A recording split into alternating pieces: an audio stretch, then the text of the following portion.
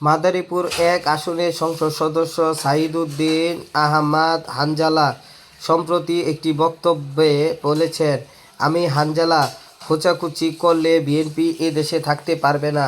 এমন মন্তব্যের ভিডিও শুক্রবার রাত থেকে সামাজিক যোগাযোগ মাধ্যমে ভাইরাল হয়ে গেছে এবং দেশজুড়ে তা নিয়ে তীব্র আলোচনা ও সমালোচনার সৃষ্টি হয়েছে। ফেসবুকে ভাইরাল হওয়া 4 মিনিট 22 সেকেন্ডের ভিডিওতে হানজালা জানান, শিবচরের বিএনপির সমর্থকদের উদ্দেশ্যে তিনি সতর্ক করে বলেন, তার নেতৃবৃন্দ কখনো কারো সঙ্গে খারাপ ব্যবহার করেননি বা ধমকি দেননি।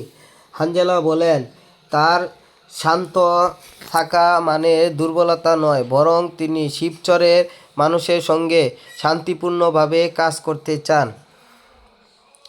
হানজালা আরও বলেন, আমার এক প্রার্থী বলেছে বিএনপিকে খোঁচাখুচি করবেন না। আরে আমি খোঁচাখুচি করলে বিএনপি এ দেশে থাকতে পারবে না। আপনারা রাজনীতি করেন শিবচর নিয়ে, আমি রাজনীতি করি পুরো বাংলাদেশ নিয়ে। আপনারা ক্লাবে বা খেতে চিল্লাচিল্লি করবেন, আমি পার্লামেন্টে, তাই আমি শান্তি চাই।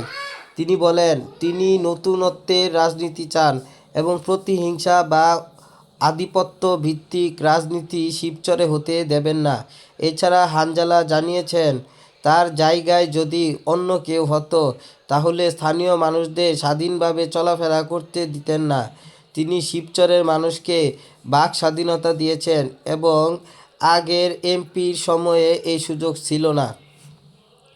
হানজালা ত্রয়োদশ জাতীয় সংসদ নির্বাচনে বিএনপির মনোনীত প্রার্থী নাদিরা চৌধুরীকে পরাজিত করে বাংলাদেশ খেলাফত মজলিসের রিকশা প্রতীকে বিজয়ী হন।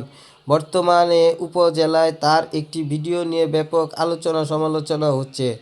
শিবচর উপজেলা বিএনপির সদস্য সচিব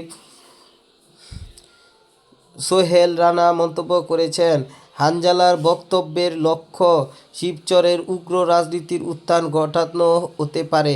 বর্তমান এমপি এবং তার পরিবার আগে রাজনৈতিকভাবে আওয়ামী লীগের সঙ্গে যুক্ত ছিলেন এবং এই মন্তব্যের মাধ্যমে উপজেলা রাজনীতিতে উত্তেজনা সৃষ্টির চেষ্টা হচ্ছে।